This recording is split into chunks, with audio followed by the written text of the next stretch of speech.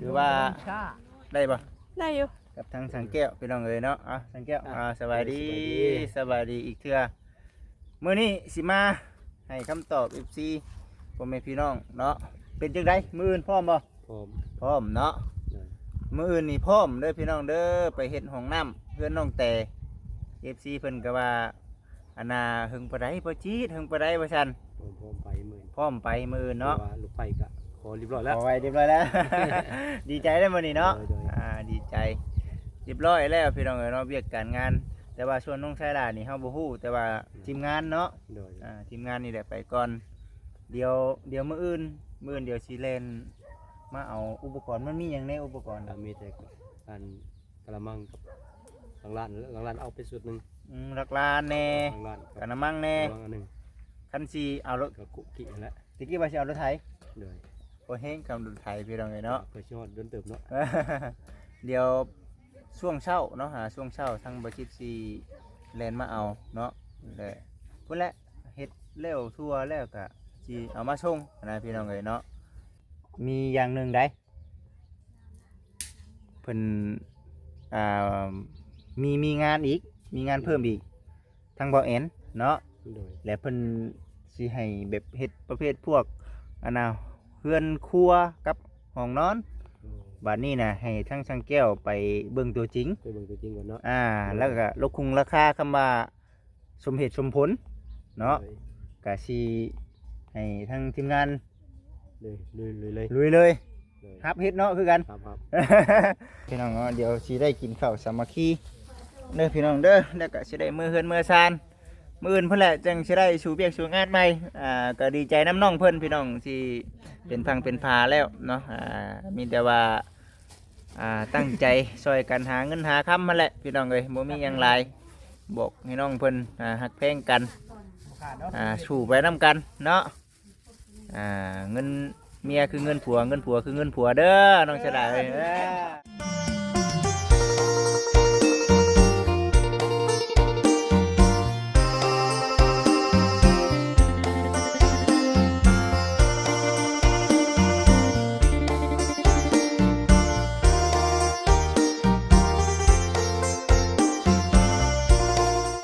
พี่น้องเอ้ยจังไดก็ได้กับตักแต่สบายดี FC อีกเทื่อเด้อพี่น้องเด้อฮอดเทือนฮอดซานแล้วพี่น้องเอ้ยบัดนี้ก็ได้มาส่งพ่อกับแม่เนาะทางผู้รักผู้ใหญ่ทางฝ่ายชายตัวเหงาเนาะเหงาเลดบ่ไก่บ่ไก่เนาะว่าไก่อยู่พี่น้องเอ้ยเบิดมือเบิดเว้นเนาะเบิดมือเบิดเว้นว่ะ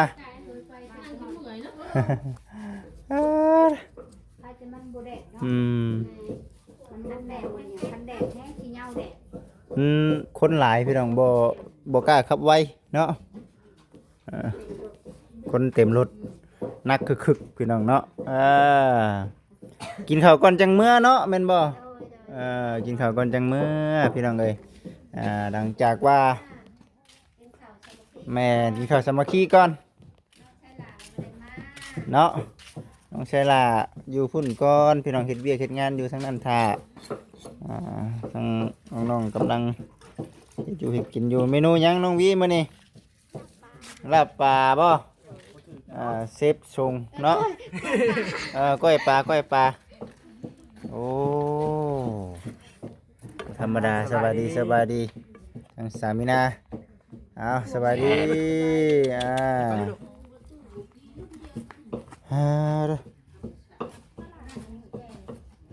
เบิ่งไปพี่น้องเอ้ยทั้งบ่ทรงเพิ่นกำลังลาบปลาสู้กินมื้อนี้ก็ได้เนาะ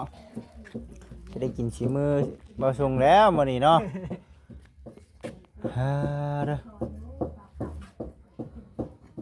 เอาพี่น้องเด้อเนาะพี่ทางนี้ก็ได้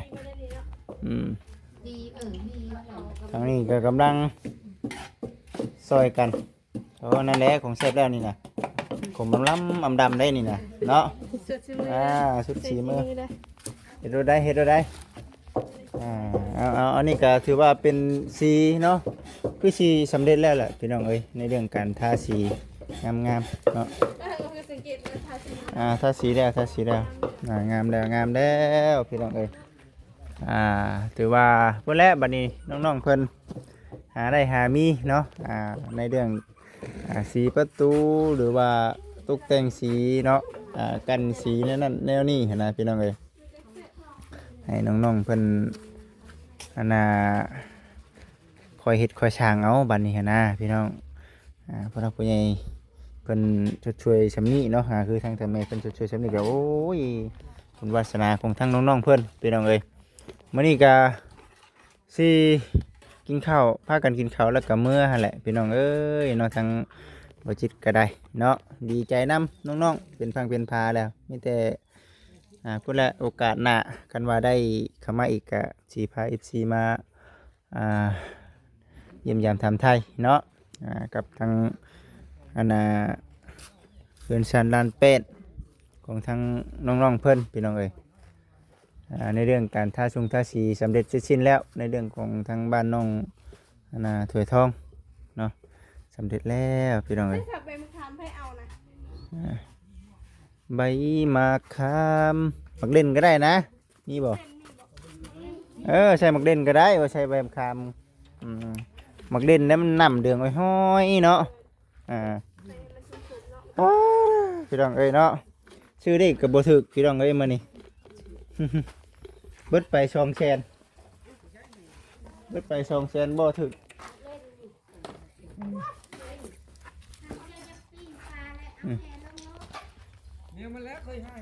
ยังสิปิ้งปลาสินั่นบ่โอ้สังสามีนากำลังซอยกันเฮ็ดอยู่ครัวกินเนาะเอาดีๆเด้เนาะ ตกปุ๊กมันได้สิ มื้อนี้มาซอยเวียกทั้งนี้พี่น้องเอ้ยเนาะมายินดีน้ำน้องเพิ่นมื้ออื่นนี่เผาห้านพี่น้องเนาะมื้ออื่นนี่ ก็หันคุ้มเผย เผาห้าน จะหน่อยกันดำนะ จะไหนลำให้ลำนา เทลงเลยได้ปะ เออ เทลงเลยระวังจะของเนี่ย ปึ๊บเรียบร้อยพี่น้องเอ้ยเนาะ ก่อนเนาะ เอาเดี๋ยวสิมาเบิ่งปลาใหญ่ก่อนเนาะถ่ายอัปเดตให้กับพ่อแม่พี่น้อง FC ได้เบิ่งได้ชมน้ำกันพี่น้องเอ้ยเนาะว่าสิจังใดเนาะทางบ่จิตก็ได้ก็สิใหญ่เลยบ่ปลาใหญ่บ่ป่ะบ่ใหญ่ปานใดบ่ปลาปล่อยย่ามพุ่นปีไก่นี่เหรอป่ะอ๋อ 3 นิ้ว 4 นิ้วผู้ปิ้ง ตอนเฮาหลุดน่ะตอนนั้นบ่มีเนาะคำเมนคำได้ก็เป็นปลาเลี้ยงปีกายนี่นะพี่น้องเอ้ยเนาะลองเบิ่งดู เพิ่นยังอาบน้ำอยู่ อยากอาบน้ำเนาะมันร้อนเนาะน้ำลายดิเอาไป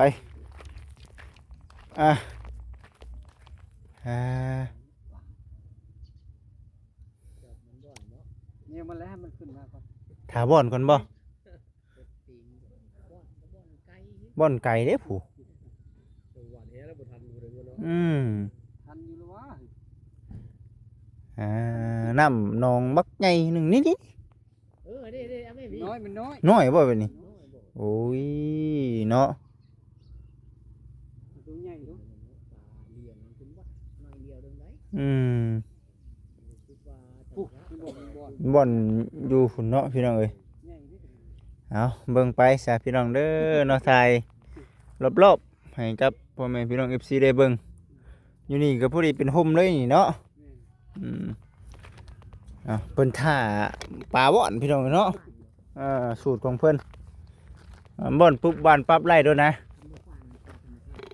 อันนี้ก็จะเป็นบ่อนนั่งอยู่นั่งเศร้าจงไว้ให้มันใหญ่ก็ใหญ่เนาะอันนี้เนาะปีกายนี่ยังน้อยๆนึงเลยปีกาย มันตัดทิ่มมันบ่ใหญ่จังเลยเนาะ แม่ใหญ่แล้วเพื่อปีหน้าก็ใหญ่อีกเด้นี่ต้นผักขี้เหล็กพี่น้องเอ้ยอยากกินเลยอันนั้น ได้แล้วนี่ห่มผ้ากันนั่งนอนเต้นนี่คักเบิ่งเบิ่งไปพี่น้องเด้อรอเอาได้ไหมแม่นแล้วนะเอายัง เลี้ยงมันเบิ่งคือน้อยได้ แม่น หวานเข้าไป มันบ่แม่นปลาธรรมชาติเนาะ ธรรมชาติแบบมันห่างมันม่วนวุ่น แม่ปลาธรรมชาติบวเอาเด้ อันนี้มันคือเงียบ นะเอาได้แม่ สมควรแล้ว เออนั่นๆๆแม่นั่นๆๆคู่มันน่ะ บ่ได้น้อยแหละ นั่นๆๆเอาได้แม่ น้อยเราจะเอาตัวใหญ่ ปลาเพิ่มสิมาตัวใหญ่บางเทื่อตัวใหญ่บองมานำกันก็มี แม่นอืม เพิ่นมักโตคือแน่ซั่นน่ะ อืม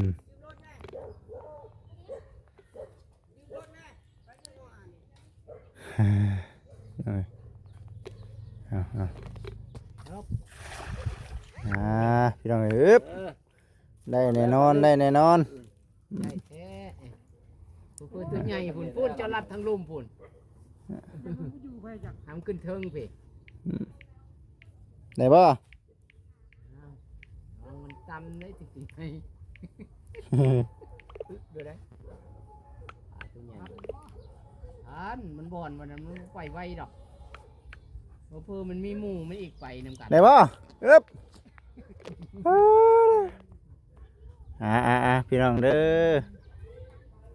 อโดย อ่ะพี่น้องเอ้ย ออกไปเลยบางเถื่อ ถือว่า คันแห ได้บ่คืออยู่บ่แหคันชูเขาอีกหน่อยหนึงกัน กระเทินได้บ่กระเทินได้ว่าได้ทั้งสร้างแก้ววิทย์อูหลานบ่ แม่น น้องธันวา ว่าน อนแม่นบ่ กำลังนอน เย็นๆนอนแล้วจะกวนๆเลย เออ ตัวด้วย เอาวิทย์ก่อนวิทย์เดี๋ยวเรามาคุยกันก่อนจักเด็กจักหน่อยอึ๊บพี่น้องเอ้ยเนาะนั่งไปคุยไปเพราะเอาจริงๆก็ถือว่าเบดมือเบดเว้นอยู่ได้ล่ะเนาะบ่ทันบ่จับป้องในใส่ไม่ได้ มันแบนบางเถื่อมันต่ำแล้วมันจะเลิกไปเลย ถือว่าได้บ่ ได้อยู่ กับทางสังแก้วพี่น้องเอ้ยเนาะสังแก้วสบายดีอีกเทื่อมื้อนี้สิมาให้คำตอบ FC พ่อแม่พี่น้องเนาะเป็นจังไดมื้ออื่นพร้อมบ่ พร้อม พร้อมเนาะมื้ออื่นนี่พร้อมเด้อพี่น้องเด้อไปเฮ็ดห้องน้ำเพื่อนน้องแต่ FC เพิ่นก็ว่าอันน่ะหึงปานใดบ่จีดหึงปานใดว่าซั่น พร้อมไปมื้อ พร้อมไปมื้ออื่นเนาะ ว่าลูกไฟก็ขอเรียบร้อยแล้ว เอาไว้เรียบร้อยแล้ว ดีใจได้มื้อนี้เนาะ โดย ดีใจเรียบร้อยแล้วพี่น้องเอ้ยเนาะเวียกการงาน แต่ว่าส่วนน้องชายหลานนี่เฮาบ่ฮู้แต่ว่าทีมงานเนาะ โดย ทีมงานนี่แหละไปก่อนเดี๋ยวมื้ออื่นเดี๋ยวสิเล่นมาเอาอุปกรณ์มันมีหยังในอุปกรณ์ มีแต่การกระมังกับหลังร้านเอาไปสุดหนึง หลักลานแน่ หลังร้าน กะน้ำมังแน่ หลังอันหนึง คันสิเอารถ ก็คุกกี้นั่นแหละ ตะกี้ว่าสิเอารถไถ โดย บ่แฮงกับรถไถพี่น้องเอ้ยเนาะ เพื่อชิฮอดเดินเติบเนาะ เดี๋ยวช่วงเช้าเนาะช่วงเช้าทางบ่จิตสิแล่นมาเอาเนาะแหละพุ่นแหละเฮ็ดแล้วทั่วแล้วก็สิเอามาส่งนะพี่น้องเอ้ยเนาะกันสิเอารถไถนี่บ่จิตเชื่อว่ามันต้องใช้เวลาเด้ใช้เวลาล้นเติบเดี๋ยวสิว่าอ้าวว่าซั่นเนาะถ้าสร้างอยู่บ่ได้หะยังบ่ทันได้มาว่าซั่นมาบ่ฮอด ไปเล่งให้เต็มที่ น่าจะได้ใส่ไว้อยู่เนาะ น่าจะใช้ไว้อยู่ มันแล้วเลยเด้ส่วนหนึ่งคุมดินก็แล้ว มีแต่ในเรื่องของสังกะสีนี่บ่จิตได้แบบคร่าวๆแต่ว่ายังบ่ทันซื้อมาเดี๋ยวสิให้ครับทางสังแก้วเอาขึ้นแล้วก็ให้เพิ่นไล่ไม้เนาะไล่ไม้ว่ามันสิตกอยู่ในประมาณนั้น2คูณ2ถ้าเอาสังกะสี3เม็ดนี่เจ้าสิได้บ่ได้อยู่บ่ น่าจะได้อยู่ ได้บ่ ได้ คันได้ก็ตามที่บ่จิตได้ไล่เห็นนะบ่จิตได้ในโบกทั้งอนาเจ้าของห้องเจ้าของสังกะสีเขาเจ้าว่าห้องน้ำ2คูณ2ว่าซั่นแต่เขาเจ้าไล่สัวยาวสิน่ะ3เมตรเขา สอ ว่าง เม็ดเลยผู้ดีงามเลย ได้บ่ ได้ ประมาณ4แผ่น กลัวเลย ผิดแต่พี่น้องเอ้ยเนาะบ่หักหกพอแล้ว เอ้าโลซิ่งได รู้สิ่งบ่ แม่น คือเอาสังสีธรรมดา เอาเป็นโลซิ่ง เอารู้สิ่งเนาะ แม่นพังไปติเดี๋ยวเทคเบิ่งก่อนพี่น้องเอ้ยเนาะก็ถือว่าพังไปพี่น้องเอ้ยเนาะว่าสิแบบใดแต่ว่าทั้งสังแก้วกับเพิ่นก็ข คันว่าได้ไปเฮ็ดเนี่ยบ่จิตเชื่อว่าไวแน่นอน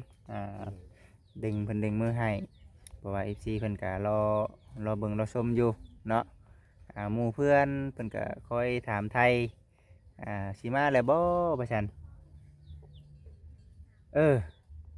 แล้วก็มีอย่างหนึงได้เพิ่นมีงานอีกมีงานเพิ่มอีกทางบ่แอนเนาะ โดย และเพิ่นสิให้แบบเฮ็ดประเภทพวกเฮือนครัวกับห้องนอนบัดนี้นะให้ทั้งช่างแก้วไปเบิ่งตัวจริง ไปเบิ่งตัวจริงก่อนเนาะ แล้วก็ลดคุงราคาคำว่าสมเหตุสมผล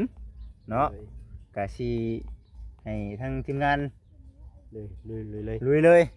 ฮับเฮ็ดเนาะคือกัน ครับ เอาเบิ่งไปพี่น้องเนาะเบิ่งไปก็ต่างซอยกับทางช่างแก้วก็พร้อมด้วยทีมงานนั่นแหละเพราะว่าเพิ่นก็การงานยังบ่ทันได้มีเทื่อได้บัดในช่วงนี้เนาะ แม่น พอดีประตูโครงกะมุงแล้วก็ยังเหลือแต่ยอดโซฟา โอ้ยังแต่ยอดโซฟา เหลือชิ้นยอดโซฟา ยังบ่ทันได้มี โอ้ เทื่อน่าจะพี่นาพุ่นแหละ น่าจะปีหน้าพุ่นแหละติพังไปมันอันนั้นแหละเนาะ แม่น มันอะไรปีหน้าจังว่ากันพี่น้องเอ้ยแต่ว่าในเรื่องงานนี่บ่จิตรู้สึกว่าเบิ่งก่อนคันว่าไปเบิ่งตัวจริงแล้วลองปรึกษาหารือกันเนาะว่าสิค่าสร้างประมาณนี้เนาะทางว่าเอ็นก็ว่าสิแบบจ้างเลยว่าซั่นนะ โดย ทีมงานเลยสำหรับทางบ่จิตนี่คือมีแต่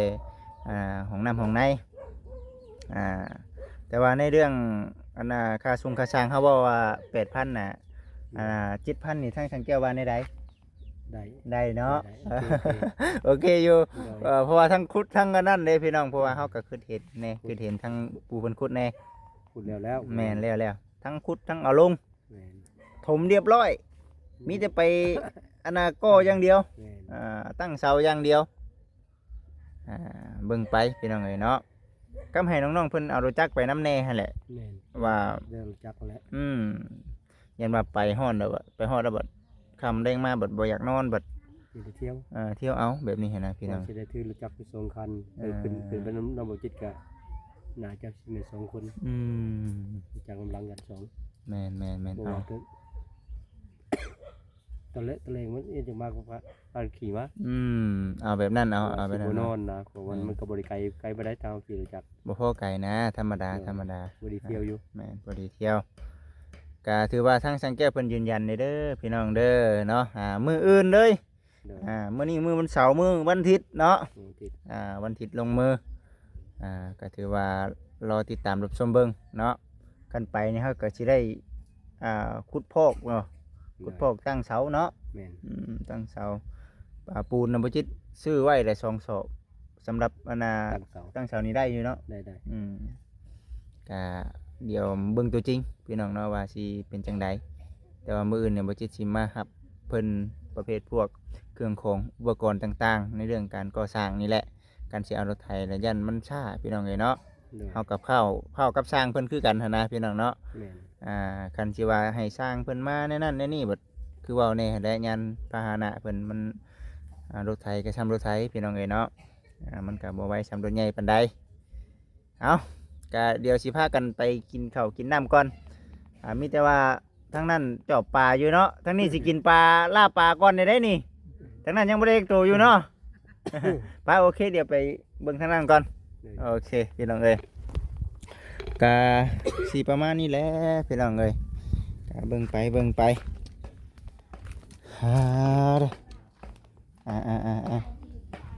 ก็ยังเฮ็ดอยู่ทางนี้ก็ได้ปลาโตเบาส่งเฮาเบาส่งเอ้ยเนาะเมนูลาบปลาเรียบร้อยหั่นเรียบร้อยแล้ว เฮ้ย หมักนาวกับถุงยางเด้อ กับถุงยาง ช่วยชิมือนะ โอ้ โชว์ตลอด โชว์ตลอดบ่ ประจำเพื่อนเลยแหละ มาเบิ่งดูเนาะเป็นได้ใดเดี๋ยวสักมื้อก่อนสิพี่น้องเนาะสิเฮ็ดเมนูนี่คือกันบ่จิจะว่าลืมนี่จักว่าสิเฮ็ดเมนูลาบปลานี่ก้อยปลานี่มีแต่เมียเฮ็ดให้กินแต่เก่าจะ ไป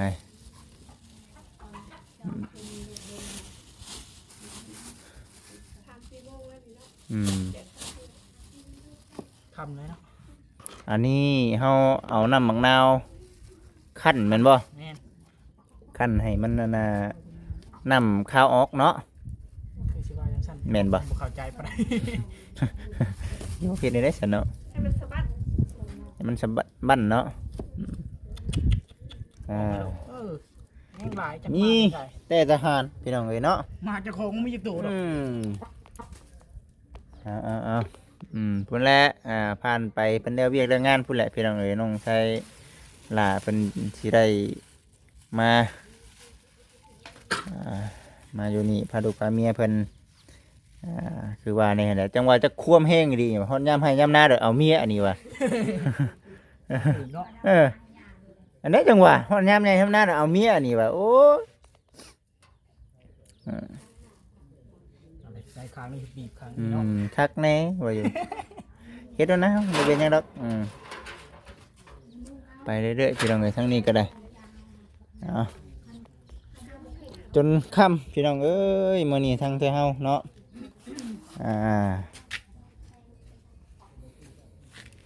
ต้มปลาข้าวเราก็นึ่งไว้แหละพี่น้องเอ้ยเนาะเบิ่งได้เอาดีๆได้ลายปากได้เนาะผู้หนึงว่าเค็มผู้หนึงว่าจางได้เฮ้ยบ่ตัวเฮ้ยสิบ่เค็มบ่เนาะว่ามันลายเด้จะยังเค็มบ่ เอาเชื่อสีมืออ่ะเชื่อสีมือสามีนะฮะ ไม่ใช่มือถุง เนาะภูมิใจเด้เนาะคำเป็นแน่นี่เอาลองเบิ่งเอาคำเป็นหันเป็นนี่แม่นโทษสุเจ้าสองคนเด้อโอ้ น้ำมันลายเด้เนาะมันหน่อยอยู่ คำเป็นหันเป็นนี่แม่นโทษสุเจ้าสองคนคำว่ามันเข้มขึ้นมานะ ใช่ลายเสียบลายแล้ว คำเข้มขึ้นมานี่สองคนนี่แหละพี่น้องเลยเนาะเค็มแซ่บเนาะมันจังหวะเบิดไว้ได้เค็ม เบิ่งไป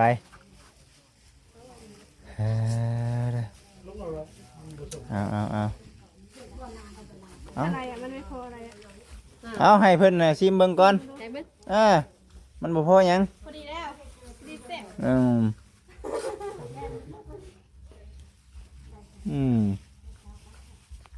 จังเกลือแล้วอย่าพาให้มันพดก่อนดิให้มันพดให้มันพาใส่ได้มันกินไม่นานก่อน เนาะเกลือใช่จองนึงได้กินนี่พี่น้องเลยเนาะ ใส่เลยมันเค็มนะ เอาสามีแต่ว่ารอติดตามรับชมเบิ่งไปน้ำกันพี่น้องเนาะเดี๋ยวสิได้กินข้าวสามัคคีเด้อพี่น้องเด้อแล้วก็สิได้มือเฮือนมือซานมื้ออื่นเพิ่นแหละจังสิได้สู่เวียกสู่งานใหม่ก็ดีใจน้ำน้องเพิ่นพี่น้องที่เป็นพังเป็นพาแล้วเนาะมีแต่ว่าตั้งใจช่วยกันหาเงินหาค้ำมาแหละพี่น้องเอ้ยบ่มีหยังหลายบอกให้น้องเพิ่นฮักแพงกันสู่ไปน้ำกันเนาะเงินเมียคือเงินผัวเงินผัวคือเงินผัวเด้อน้องชะดาเอ้ยย้ำท้ายโอเคพี่น้องเอ้ย